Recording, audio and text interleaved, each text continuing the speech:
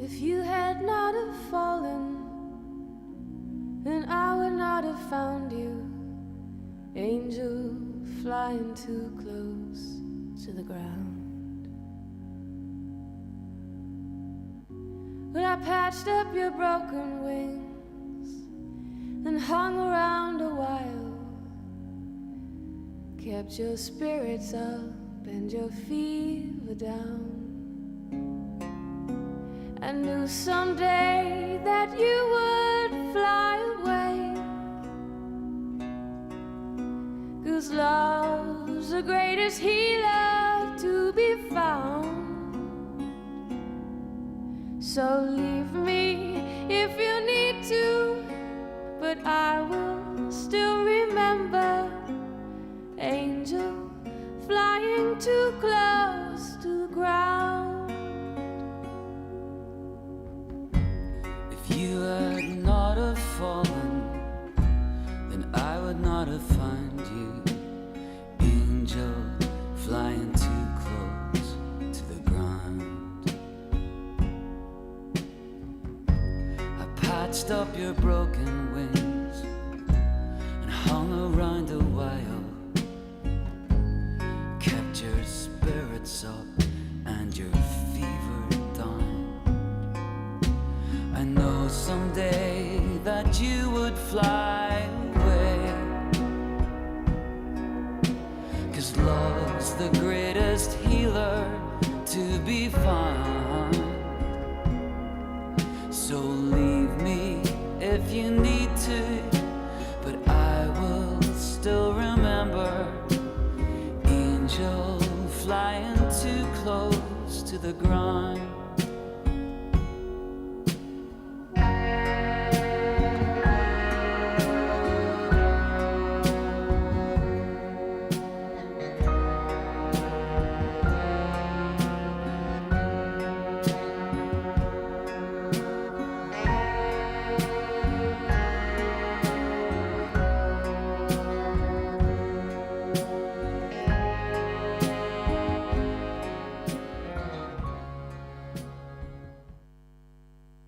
Please be seated.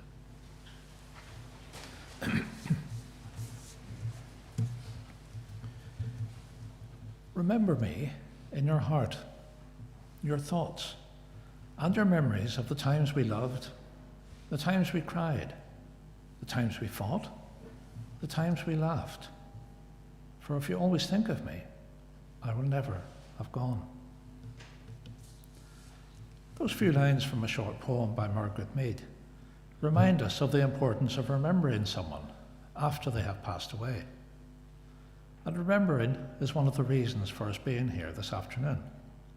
We've gathered here for a short time to both remember and celebrate Margaret Lemon's life.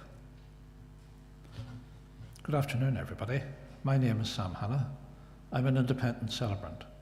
And this afternoon, it's my privilege to lead this brief celebration of Margaret's life. And speaking on behalf of Margaret's daughter, Louise, and her family, I'd like to welcome you all today and thank you for coming to support the family as they prepare to say farewell to Margaret. Now, while we're here today to celebrate Margaret's life, it's also important to acknowledge our grief, because grieving is important. It's a hard and painful part of the healing process. And of course, the death of someone we love always brings grief and sadness. But in our grief, we often forget that death can come as a merciful release for someone suffering like Margaret. But Margaret would want to be remembered with a smile and a laugh, and with thoughts of all the good and happy times in her life. So don't think in terms of what you've lost. Instead, remember everything you've gained from her life. Be thankful for all the love, laughter, friendship, and inspiration she brought into each of your lives, while celebrating the fact that Margaret's life holds many happy memories for all of her family. Although many people here today knew Margaret and already know quite a bit about her life, I'm going to take a brief look back over her life and share some family memories. But as we're remembering Margaret, let's begin with a short poem called Remember Me. Don't remember me with sadness. Don't remember me with tears. Remember all the laughter we've shared throughout the years. Now I am contented that my life it was worthwhile, knowing that as I passed along the way, I made somebody smile. When you're walking down the street and you've got me on your mind, I'm walking in your footsteps, only half a step behind. So please don't be unhappy just because I'm out of sight. Remember that I'm with you each morning, noon, and night.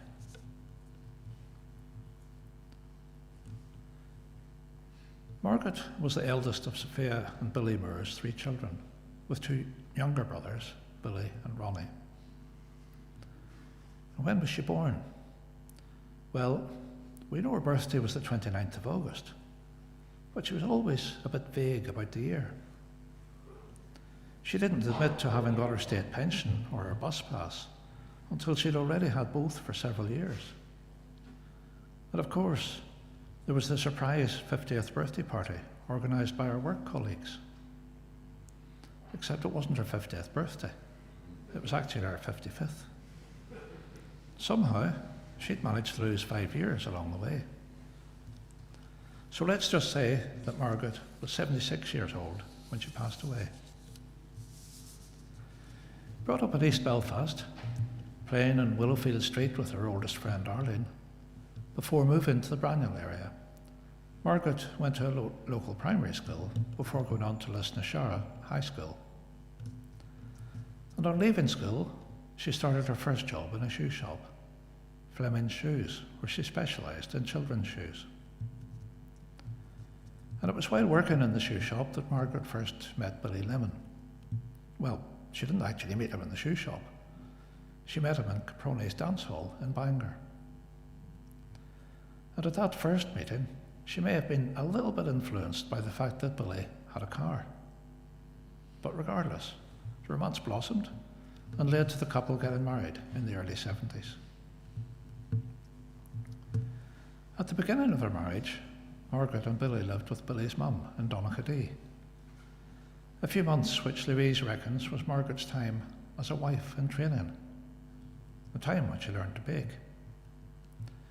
And then the couple's first home together was in Silverstream, and soon afterwards Margaret left work to become a full-time mum to Louise.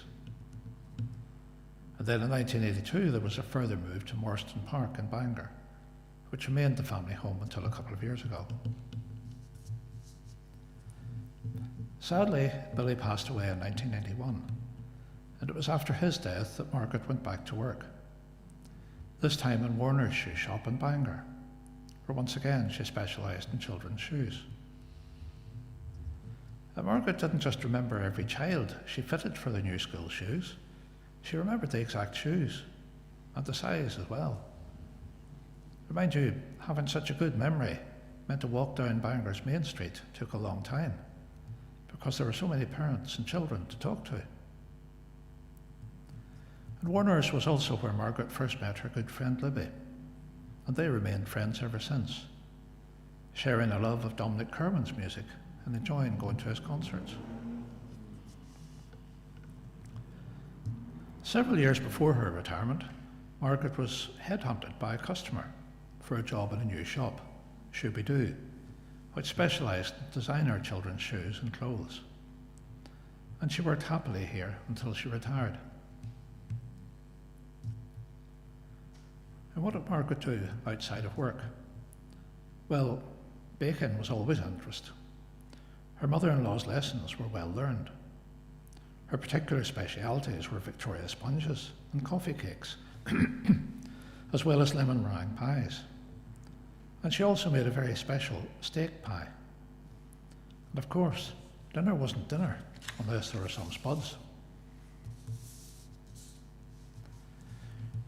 There were wee breaks away and trips out for coffee with Arlene, Libby and Joan. And there was shopping. Years ago, Margaret used to go shopping with her mum on a Saturday. Off they went down the Newtonards Road or the Castlereagh Road and round all the shops. And the one thing that they always brought back from these expeditions was egg custard buns. Buns for the Sunday get-together at the family home.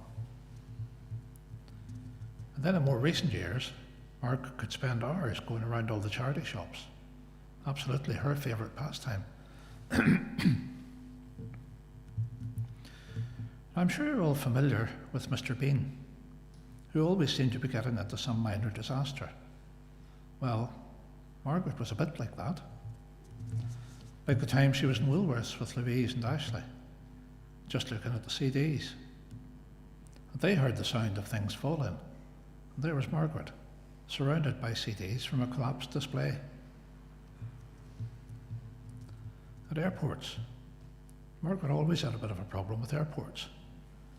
There was the time she was going to Glasgow with her cousin Pat. They were headed for the exit, pardon me, with Pat feeling relieved that nothing had gone wrong. When there was an announcement, could Margaret Lemon please return to security. It turned out she'd lifted someone else's case instead of her own.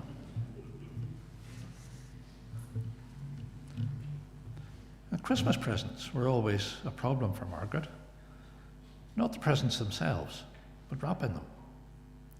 No matter what she did, the paper never covered the present properly. There was sellotape everywhere, and the tags for the presents were all mixed up in the bottom of the bag, so we might not get the right present. Margaret was always a cat lover, and there's a story there too. Around 16 years ago, she was adopted by a stray cat, which just happened to be pregnant.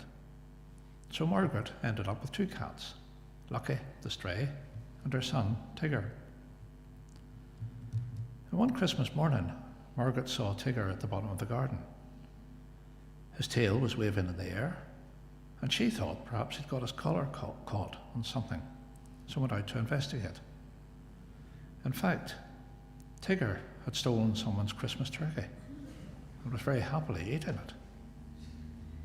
Some family had their Christmas spoiled, but it was the best Christmas Tigger ever had.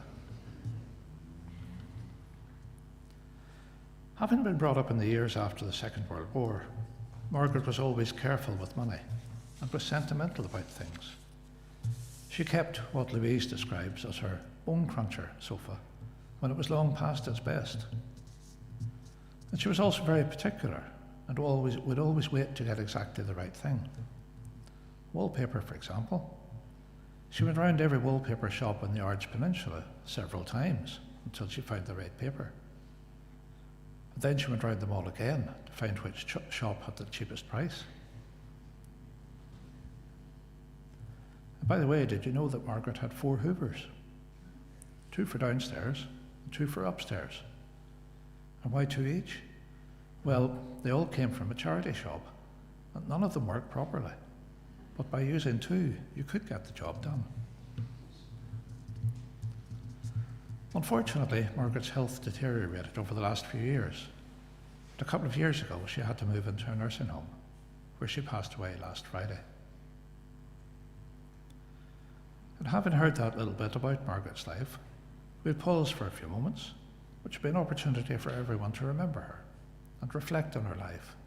It will also be an opportunity for any of you to offer a silent prayer for her.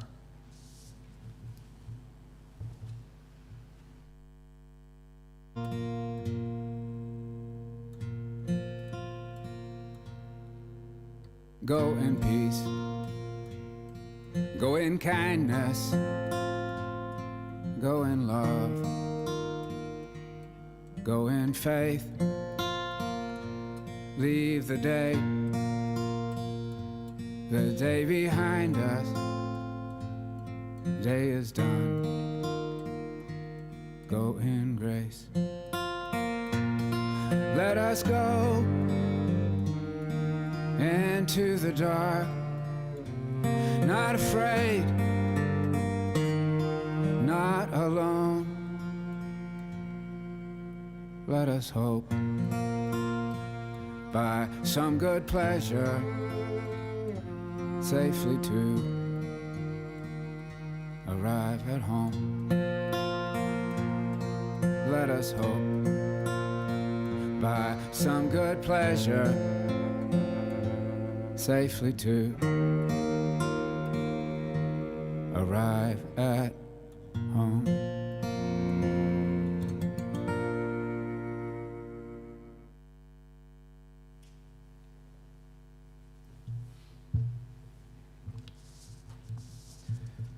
Margaret Lemon was a happy and kind woman who always thought of others. She didn't drive, but thought nothing of taking the train and several changes of bus to go and visit someone if they were sick. She loved her family, especially her nieces and nephews, Lindsay, Christopher, Michael and Ashley. Their families will always remember her fondly. And Charlie, visiting Clonlee for window visits, always made her smile. She loved her grandchildren, Paul, Daniel and Noah. And I'm sure Noah will remember the trips to buy school shoes. Good quality shoes, a little too big, but would fit with an insole, That way, they'd last all year. Our Louise has written a few words of thanks to various people, words which I'll read on her behalf. I would like to thank some people who helped Mum when she was going through her illness. There was the Multiple System Atrophy Trust and the nurse specialist, Katie Rigg, who provided advice and support throughout. Also, Dr. Seamus Kearney, who listened, helped with any issue, no matter how small, and was always there when needed. I would personally like to thank all the staff at Clonlee Private Nursing Home for making Mum feel so welcome when she started living there and caring for her, and by being there to protect her and other residents during lockdown, and for nursing her through COVID and setting up Zoom calls and window visits.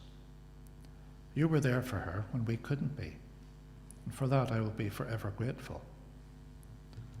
Also for being there through this last week, and finally, immense gratitude to those that were with us through her last minutes.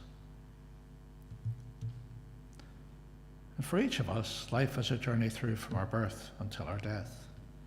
The length of the journey varies, but now, after some 76 years, Margaret's journey has been completed. So in a few minutes, she will leave here to be taken to Clantyboy Cemetery in Bangor, where she will be laid to rest in the family grave beside Billy. One of her favourite songs was called Maggie. In a few moments, we'll hear it, sung by Foster and Alden. But first, I'll finish with the Robert Frost poem, Nothing Gold Can Stay. Nature's first green is gold, her hardest hue to hold. Her early leaf's a flower, but only so an hour. Then leaf subsides to leaf, so Eden sank to grief. So dawn goes down today, nothing gold can stay.